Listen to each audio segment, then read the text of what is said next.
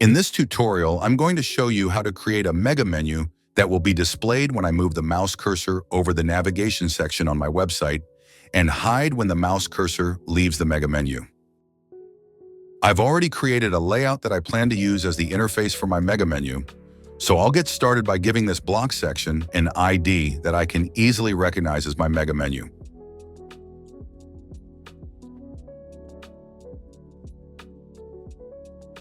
Next, I'm going to hide this block across all breakpoints as I don't want it shown when the page first loads. Now I'm going to head up to the main menu and open the Interaction Manager. If I click the plus button in the top right corner, Blocks will create a new interaction for me. I'm going to rename this interaction to Show Menu. Next, I'm going to click the settings icon at the far right and begin constructing the functionality of my custom interaction. The first rule I'm going to add is an if statement. I'll set the first drop-down to Visible, the second to is Not, and in the input field, I'm going to add the ID that I gave to my menu block.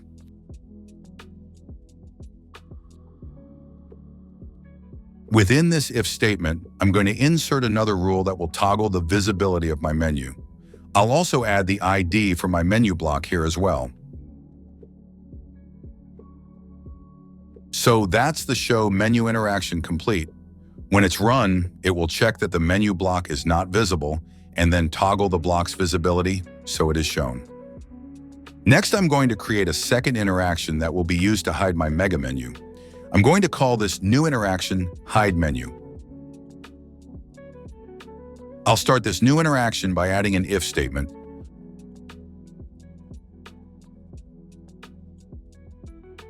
I'll set the first drop-down to Visible, leave the second set to Is, and in the input field, I'll add the ID that I gave to my menu block. Within this if statement, I'm going to insert another rule that will toggle the visibility of my menu. I'll also add the ID for my menu block. And that's the Hide Menu interaction complete. When it's run, it will check that the menu block is visible and then toggle the block's visibility to hide it. It's now time to set the elements and events that will trigger these custom interactions.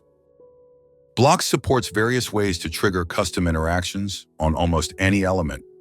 You can trigger them when an element is clicked, when the cursor is over an element, or when the cursor leaves an element. First, I'm going to set the currently selected block, which will be used as my mega menu interface, to trigger the Hide Menu interaction on the Leave event. This means when the cursor leaves this block, the Hide Menu interaction will be triggered, causing the menu to become hidden. Next, I'll head up to my navigation block and set its hover event to trigger the Show Menu interaction. So when the cursor is over this block, the mega menu will be shown. Now we have our custom interactions created in the triggers set. It's time to see it in action.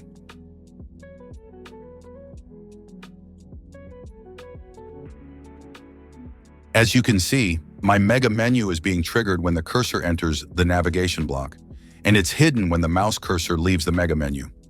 This works great. However, I don't like the way that it's forcing the content below the mega menu down when the menu is shown.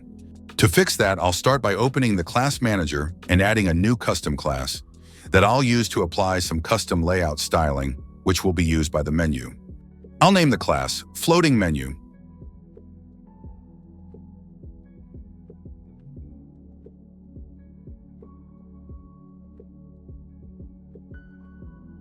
I'll set the position value to absolute and the Z index to something high to make sure my menu shows on top of all other page content. Next, I'll head back over to the Interaction Manager and make some adjustments to my Show Menu interaction. I'm going to insert a new interaction rule that will add a class and make sure that it's placed within the if statement. I'll set the ID for my menu block in the first field and enter the name of the class that I just created in the second. This means when my Show Menu interaction is triggered, it will apply the floating menu style that I just created to the mega menu block section. Let's switch back to preview mode and check it out. As you can see, my mega menu is now floating over the content below and is no longer pushing it down. I think that looks a lot more polished now. Well, that wraps up this tutorial. See you next time.